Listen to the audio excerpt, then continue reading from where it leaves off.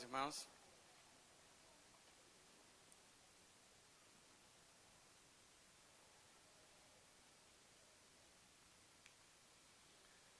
Amém.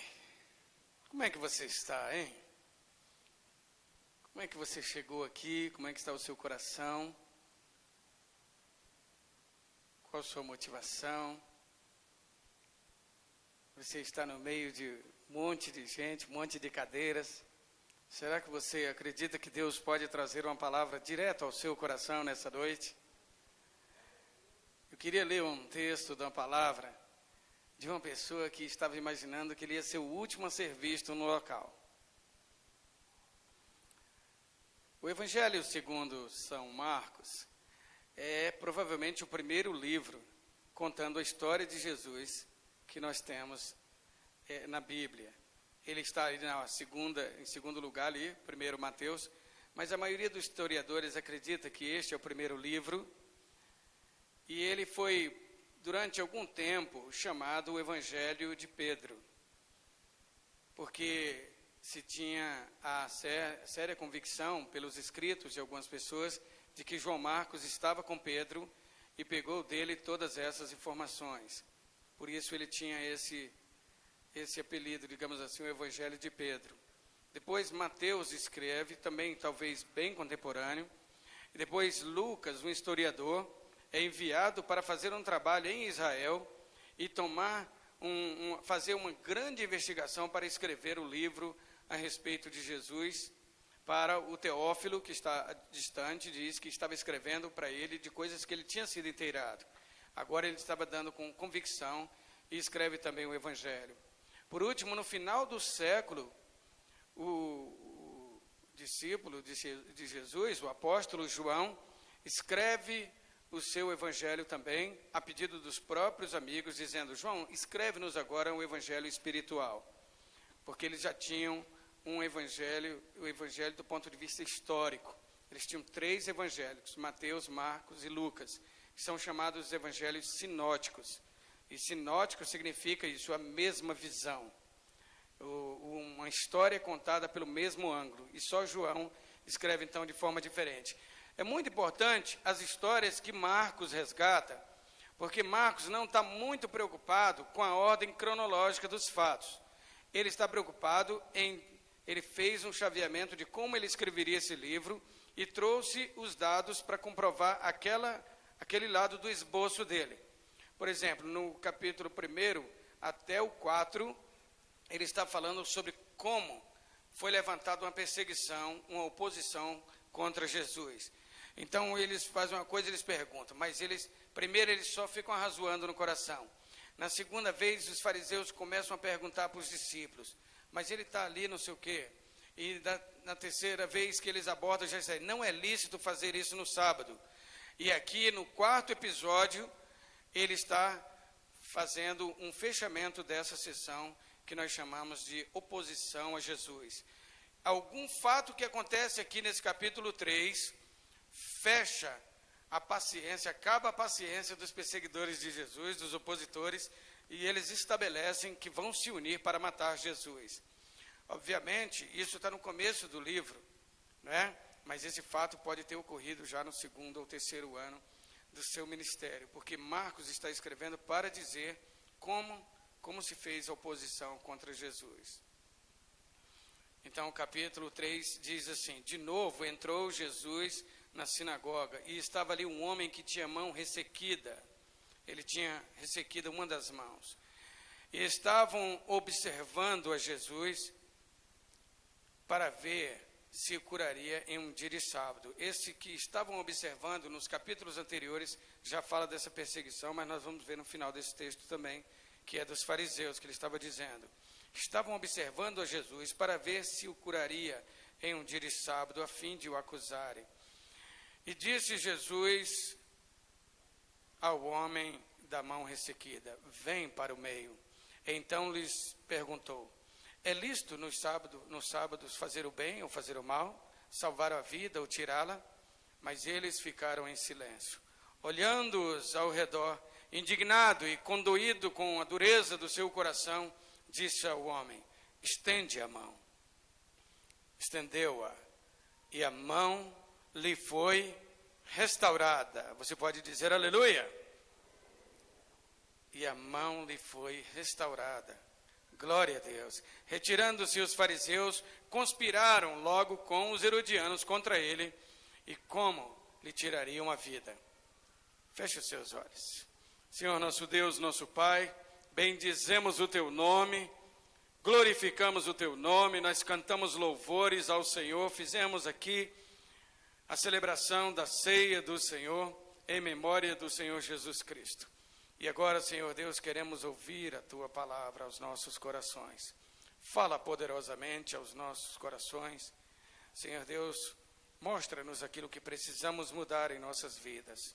Em nome do Senhor Jesus. Amém. Graças a Deus. Olha só que coisa interessante.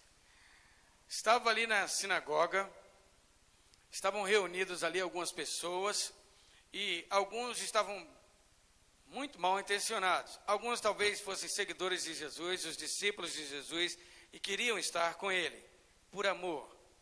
Mas outros estavam ali para perseguir Jesus, para criticar Jesus, para prender Jesus.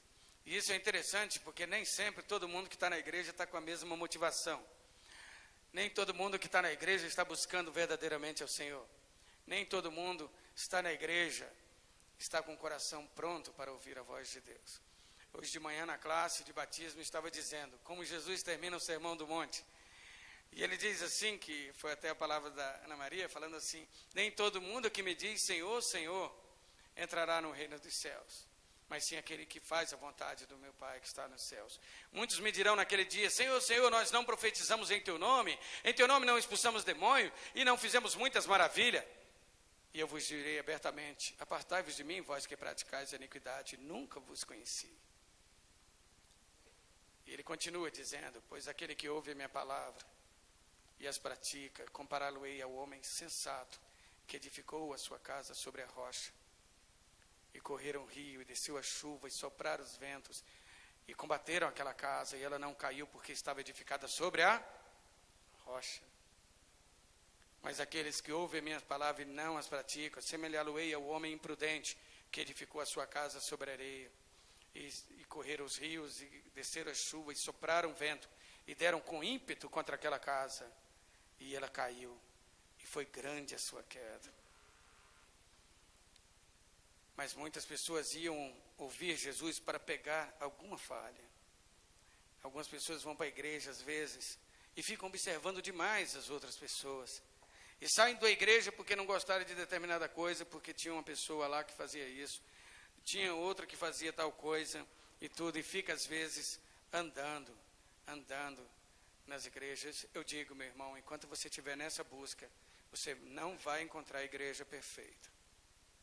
Porque nós teremos uma igreja perfeita lá no céu. Mas aqui somos todos humanos, somos todos muito falhos. E no dizer de Paulo, todos pecaram e destituídos estão da glória de Deus. Todos nós somos pecadores. Todos nós temos as nossas limitações. Precisamos das orações uns dos outros. Eu tenho aqui algumas irmãs que são minhas mães, que estão orando por mim constantemente. Irmã Aldenora, irmã Zuzu, e sei que algumas outras que devem orar por nós também. Nós, pastores, precisamos da oração.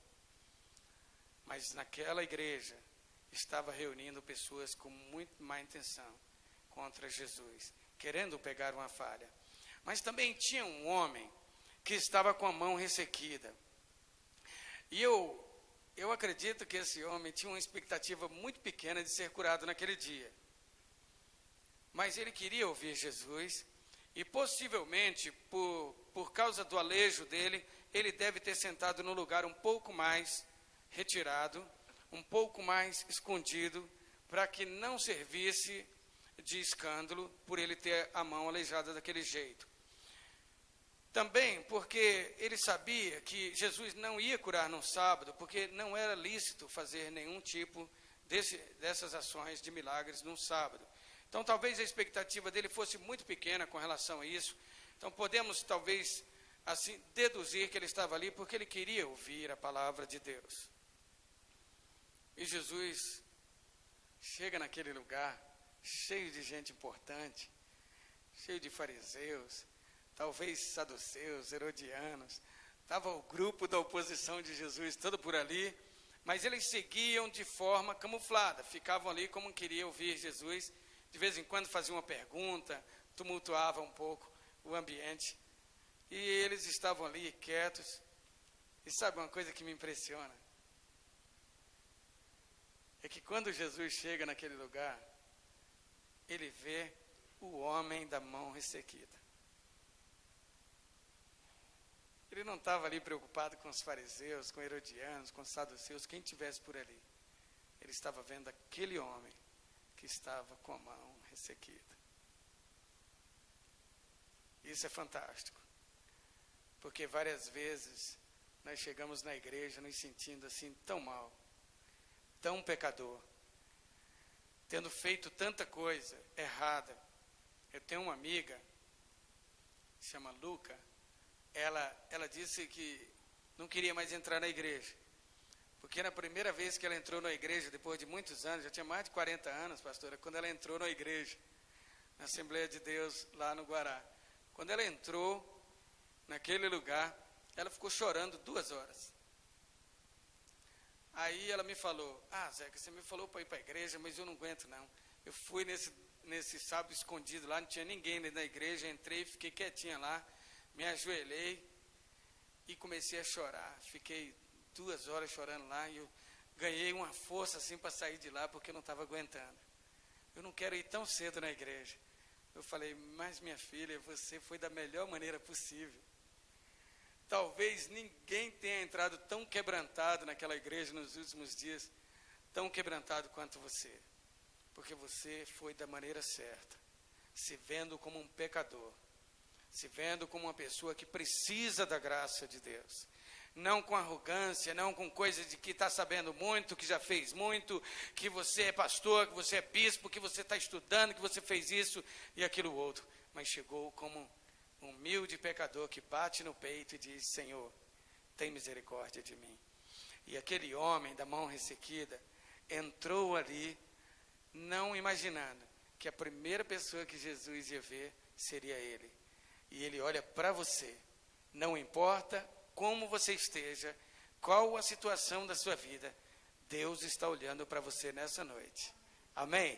E Ele quer restaurar a sua vida, Ele quer curar você, Ele sabe porque você veio aqui nessa noite, e Ele sabe que Ele pode fazer uma obra maravilhosa na sua vida, e você vai sair daqui muito feliz na presença do Senhor. Amém? E é interessante que quando Jesus viu aquele homem, os fariseus já começaram a observar, começaram a olhar um para o outro e dizer, vai chamar o homem, quero ver se ele vai curar em pleno sábado. Já começaram a rasvar no seu coração, talvez um cochicho aqui e ali, e é incrível como Jesus diz assim, você, vem para o meio. Saia do anonimato, saia de trás das pessoas, pare de se esconder atrás das atividades, pare de se esconder atrás de críticas das igrejas, dos outros, das pessoas, que você é muito ocupado, que você tem que estudar, que você tem que fazer isso, tem que fazer aquilo. Pare de se esconder disso, revele-se, venha para o meio e mostre que você quer um compromisso comigo agora. Jesus chama o homem, venha para o meio. E é muito perigoso, esse convite é muito perigoso, porque aquele homem estaria exposto diante dos líderes religiosos da sua cidade, de que ele estava praticamente pedindo para ser curado num sábado. E já pensou se não desse certo? Já pensou? Se ali fosse um falso profeta, e a pessoa chamou e queria ser curada e não acontecia nada. Os líderes religiosos tinham um argumento para mandar apedrejar esse homem, porque ele estava quebrando a lei de Moisés. Mas aquele homem se levantou e foi para perto de Jesus. Enquanto ele estava vindo, Jesus perguntou assim, olhou para aquelas autoridades ali que estavam do lado, tão preocupadas com ele, falou: o que vocês acham? É lícito fazer o bem no sábado? Salvar uma vida no sábado? E é uma pergunta tão fácil de responder. Para nós que não estamos arraigados, presos a essa lei, nós diríamos, mas claro, que a qualquer tempo é tempo de fazer o bem. De manhã, de noite, de madrugada. Nós não temos um dia que nós guardamos assim, fazemos o culto no domingo, aqui nos reunimos em congregação, mas nós fazemos o bem no domingo, e nós cremos em Deus também no sábado, cremos em Deus na sexta-feira, servimos a Deus na quinta-feira também, na quarta, na terça, na segunda, todos os dias são do Senhor, aleluia! Nós somos crentes todos os dias, não é só no domingo. Portanto, a mesma fé que você tem hoje deve perdurar durante toda a semana, durante toda a sua vida. Mas aqueles homens estavam com tanta coisa no seu coração, com tantos dogmas, com tanta lei, com tanta letra, que esquecia quem estava diante dele. Não reconheciam Jesus. Oh, meus irmãos, eu fico tão preocupado às vezes. É muito bom quando nós vemos as pessoas crescendo, desenvolvendo, tornando-se prósperos. Mas parece que às vezes algumas pessoas ficam de uma forma assim, entram num ritmo que nada mais é suficiente. Não tem mais contentamento. Então, se ele consegue uma casa, ele quer uma maior ainda, quer outra coisa maior ainda, e fica naquela correria. Um dia desses, uma pessoa lá do meu trabalho falou assim: Zé, que eu sei que está errado, mas eu estou jogando até na Mega Sena para eu acabar com essa vida de pobreza. Né? Eu falei: mas que vida de pobreza? O sujeito tem um apartamento bacana lá em Águas Claras, que coisa boa, tem um apartamento em Águas Claras, né? Tem carro, tem filhos maravilhosos, tem uma família saudável. Para que mais riqueza que isso? E a pessoa está constantemente buscando, né? Preso a várias coisas. Às vezes fica preso aos próprios conhecimentos que ele adquiriu e acha que aquilo lá é suficiente para ele ir lá para o céu direto. Então fica uma pessoa sem graça, sem misericórdia, sem compaixão com as outras pessoas. Não ama aquela pessoa do seu trabalho, aquela pessoa está cheia de coisas e tudo, e você se acha muito maior que ele, se acha muito melhor, falou: não vou nem andar com esse fulano, porque ele é um pecador. Ô, meu irmão, que coisa triste você não querer estar com aquela pessoa para ser testemunho, para brilhar a sua luz no meio das trevas e trazer aquela pessoa para Jesus através do seu testemunho. Não tenha medo, não. Vá, converse com ele, traga para o convívio da sua casa, pregue a palavra de Deus, tenha confiança que o Espírito de Deus fará uma transformação maravilhosa na vida daquele seu amigo, daquele seu colega. Não se afaste dos seus colegas porque você agora é servo de Deus, porque você agora é crente em Jesus Cristo. Muitas pessoas muito presas, tinham a lei, então o seu coração estava fechado. E Jesus, quando perguntou: é lícito fazer o bem? Essa seria uma pergunta tão fácil, uma resposta fácil para eles dizer: é sim, pode fazer qualquer bem que você quiser, porque o Senhor é maior que o sábado. Mas naquele dia, eles ficaram duros. A reação de Jesus foi muito curiosa, porque ele ficou condoído. Ele ficou indignado com a dureza do coração. Naquela hora ele deve ter pensado: gente, mas estão pensando tudo errado. Ele olha para aquele homem que era o foco das atenções agora e diz: estende a tua mão. Que coisa maravilhosa. Estende a tua mão. Olha, não fica escondendo ela aí dentro do paletó, não. Não fica escondendo o seu alejo debaixo dos panos. Não fica tentando mostrar que você é um super crente, uma pessoa maravilhosa, que tem um lar perfeito, que tem uma casa maravilhosa, que não faz nada de errado, que você é muito limpo, seus pensamentos são maravilhosos e tudo. Não fica pensando assim, não. Se expõe para mim. Se mostra. Eu conheço que você tem a mão ressequida. Foi por isso que eu te chamei. Eu te chamei aqui para o meio, porque você tinha a mão ressequida. Os outros estão se achando muito certinhos, estão todos ali sentados, mas eu quero compromisso com você, que está se achando um pecador. E Jesus chama você, nessa noite também. Por pior que você se sinta, Ele quer curar a sua vida. Ele quer salvar a sua vida, dar vida eterna em Cristo Jesus.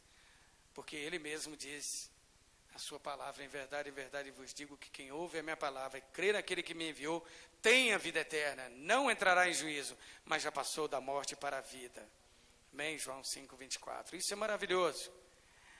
Ele diz, estende a tua mão, me mostra as tuas ranhuras, me mostra o seu alejo, coloca diante de mim. Porque essa é uma atitude muito interessante. Porque se a pessoa não coloca para Deus, é porque ele não tem fé que Deus vai fazer a obra. Sabia? Naquele momento, por exemplo, quando ele encontra com o cego vem correndo para Jesus, ajoelha de frente para Jesus, e Jesus diz, beleza, o que você quer que eu te faça? Na frente da multidão, o cego chega e ele pergunta, e alguma pessoa falou aqui, mas parecia tão óbvio. Claro que ele queria ver, mas Jesus queria ouvir dos lábios daquele homem qual era o alcance da sua fé. Porque aquele homem, embora fosse cego, de repente ele estava vindo, corria, quando Jesus falasse, o que você quer que eu faça? Me dê uma esmola maior, porque eu só estou ganhando moeda. Me abençoa na dor nas minhas costas, que eu vivo com dor nas costas. Eu tenho um problema que eu levo topada, minha testa está toda machucada aqui, eu queria que o senhor curasse a minha testa. Porque eu sei que da cegueira o senhor não consegue me curar. Algumas pessoas chegam diante de Deus e colocam o problema dos outros. Colocam várias pessoas, cura aquela pessoa que está doente lá no hospital, cura isso e aquilo outro, mas o seu temperamento, aquilo que realmente lhe aflige, coisa que está na sua cabeça, coisa que está no seu coração, aquelas lembranças penosas do passado, que você quer colocar diante de Deus, você não coloca, porque você não acredita que Deus pode chegar lá dentro e cortar aquela ferida, limpar e fazer tudo limpo, tudo novo no seu coração, e encher de graça a sua vida, encher de sorriso os seus lábios. Deus pode fazer uma transformação maravilhosa, meu irmão, pode colocar a pior coisa que você quiser, tudo que estiver lhe afligindo, aquele que estiver no coração, pode colocar diante de Deus. Não há nada impossível para Deus. O milagre é só um detalhe para o Senhor. Mas Ele quer ouvir da sua voz, da sua boca. Ele quer que você mostre, porque quando você mostra, você está dizendo para Ele, eu acredito que eu estou colocando isso na sua mão, e o Senhor vai fazer. Parece impossível que o meu pai se converta, é muito difícil, ele estudou filosofia, e apologética, e não sei o que, ele estudou tantas coisas, é muito difícil. Coloca o seu pai nas mãos de Deus, para você ver, como ele pode fazer esta obra. Coloca a sua mãe, aquela pessoa que é seu adversário, coloca o seu chefe nas mãos de Deus e você vai ver a obra que Deus vai fazer na vida dele. Ore por ele e coloque, e também na sua vida, aquilo que você tem, coloque diante de Deus. E aquele homem naquela hora estendeu a mão. Puxa vida, eu fico preocupado com isso. Tem muitas pessoas que são muito tímidas, não gosta que fale dos seus defeitos, não gosta que fale nem da sua idade, nem do seu peso e tudo, fica preocupado demais. E tem coisas que parecem tão impossíveis para ele que ele não tem coragem. Aquele homem estava num lugar público, tinha tanta gente ali olhando, e agora Jesus diz, estende a tua mão. E olha que coisa maravilhosa, E aí demonstra a fé que ele tinha, que Deus podia fazer aquele milagre naquela hora. E é tão legal quando a gente está colocando as coisas nas mãos de Deus, porque a gente começa a não preocupar mais se a coisa está certa, se está errada, se os religiosos vão considerar, se não vão considerar. Então, dá vontade de dar um glória a Deus na igreja, você dá um glória a Deus, está colocando isso diante de Deus, não está preocupado se a hora era o pastor que estava pregando, se era uma hora de silêncio, e você quer glorificar o nome do Senhor, você glorifica. Não tem uma igreja que a pessoa pula, ali o outro ajoelha, o outro fala em línguas, o outro dança na presença do Senhor, e quando cada um tem liberdade de fazer isso, é uma bênção. Porque mostra que ele não está olhando para você, para quem está olhando, para quem está vendo, ele está fazendo para Deus. E Davi, quando entrou, conseguiu trazer a arca do Senhor para Jerusalém, ele foi na frente dançando, pulando, cantando ao som daqueles instrumentos, porque ele estava fazendo para o Senhor. Aquele homem naquela hora quebrou toda a barreira. Por mais tímido que ele fosse, por mais complexado que ele estivesse, por mais escondido que ele estivesse naquele dia, como ele estava na presença do Senhor, ele foi para o meio, se colocou como um atalaia do Senhor, se comprometeu. Aqui todo mundo sabe que eu sou crente em Jesus Cristo agora. Ninguém precisa, agora, eu não preciso esconder mais para ninguém no meu trabalho, na minha escola, porque todos vão saber que eu sou servo do Senhor Jesus. Eu não estou mais preocupado com essas pessoas que estão olhando, agora eles estão sabendo que eu estou aqui no meio, de frente para Jesus, e eu tenho um compromisso muito sério com Ele. E ele se coloca diante de Jesus, e agora se compromete mais ainda. Mostra a tua mão. E esse movimento de mostrar a mão é tão maravilhoso, que eu fico imaginando que o homem, ele, no primeiro momento, ele vai mostrar a mão, assim, talvez com uma certa vergonha, talvez não fosse uma imagem bonita, aquela mão toda ressequida, não é? Mas ele agora, porque Jesus está mandando, ele estende a mão, e quando ele já está estendendo a mão já está sendo restaurada. E quando ele olha para a sua mão, a mão já está restaurada pelo poder que há no nome do Senhor Jesus. Aleluia. Amém. E aquele homem deve ter ficado encantado com a mão dele, de ver aquele poder maravilhoso acontecendo ali. E ele ouviu Jesus. Ele ouviu a voz de Jesus, e ele teve a sua mão curada, o seu alejo foi retirado. E eu fico imaginando aquele homem saindo dali, a felicidade, Renato, já imaginou? O sujeito entra tão tímido, tão abatido, tão ferido. Algumas pessoas brincavam com ele, fazia bullying, né? Chamava de tudo quanto é nome, fazia as coisas. Ele agora deve ter saído daquela congregação, daquela sinagoga, sorrindo e olhando.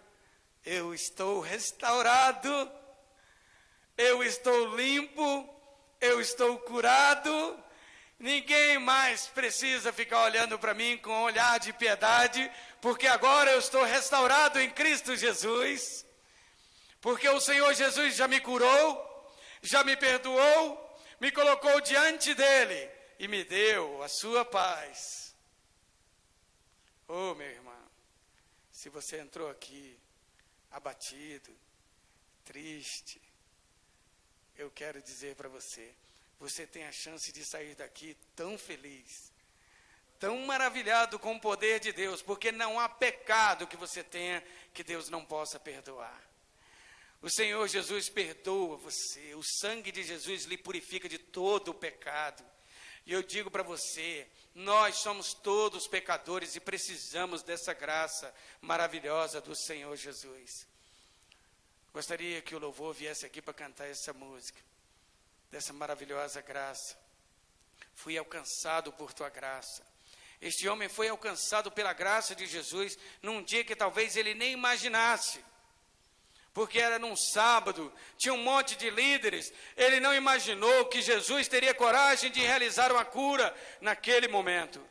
E é interessante, seus discípulos viram, guardaram tudo, e muitos anos depois estavam escrevendo a sua história. Fique de pé. Eu quero falar com você muito sério nessa noite, para que você tenha essa oportunidade de se entregar para Jesus. Você entrou aqui nessa noite e talvez você se identificou em alguma coisa com esse homem com a mão ressequida. Talvez a sua vida esteja sendo tolhida por causa de um pecado, por causa de coisas que você viu ou ouviu, coisas que você passou. Às vezes é tristeza, dor, amargura, que você ficou de alguém que lhe fez mal quando você era criança, mesmo adulto, pessoas que lhe magoaram. E sabe o que você vai fazer? Hoje você vai se libertar disso. Amém? Você quer se libertar de todo peso, de todo fardo, e deixar tudo na mão de Jesus? Pense nessa canção e já já nós vamos fazer oração. Amém? Aleluia.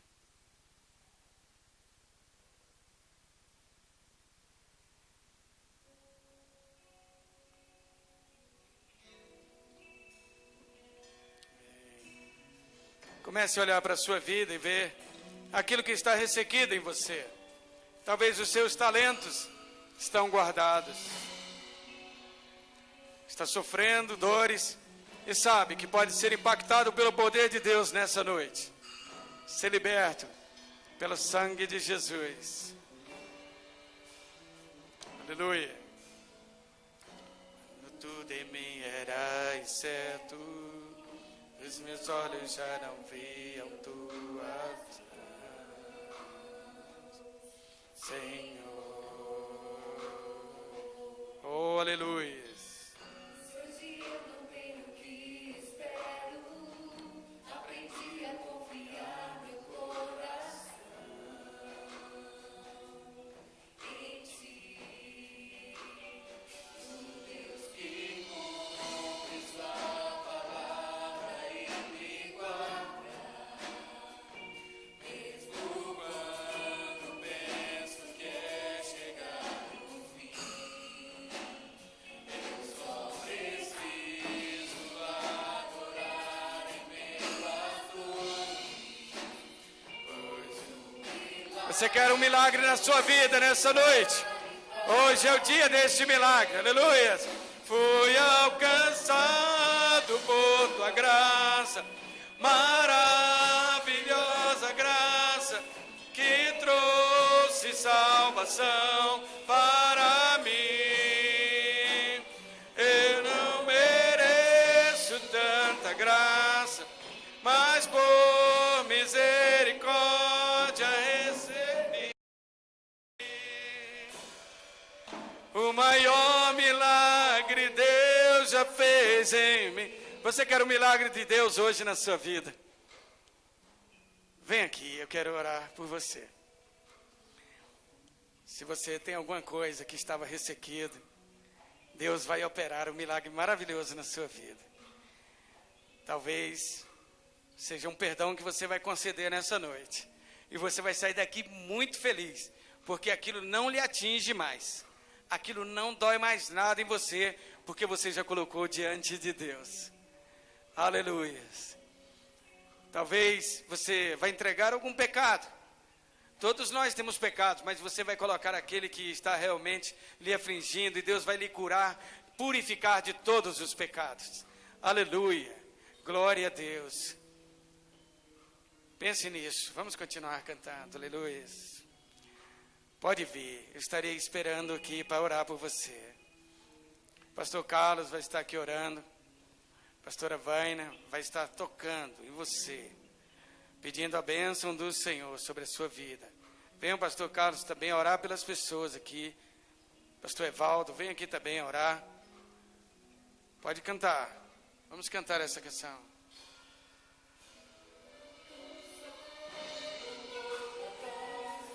Maravilhosa graça que trouxe salvação para mim.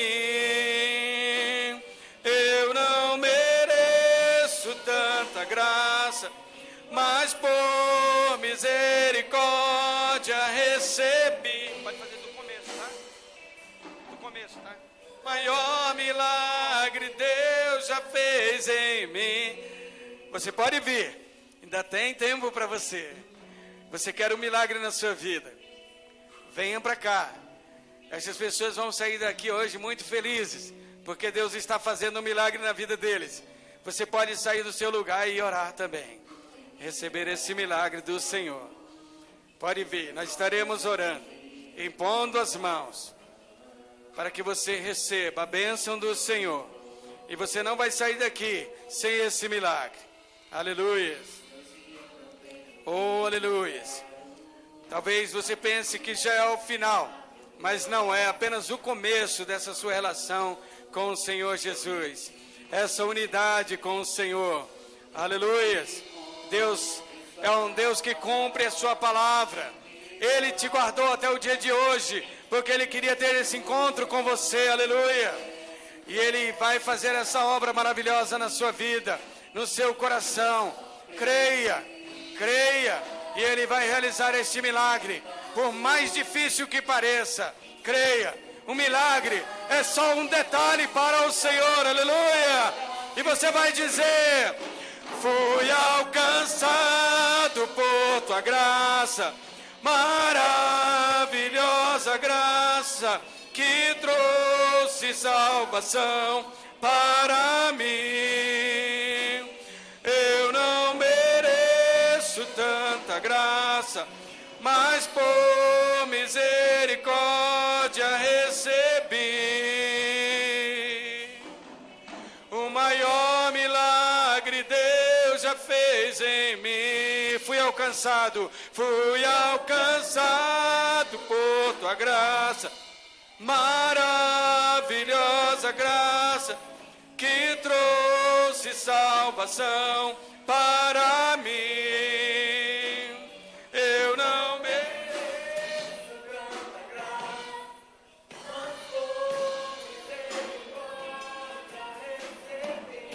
graça, mas por misericórdia recebi. O maior milagre Deus já fez em mim.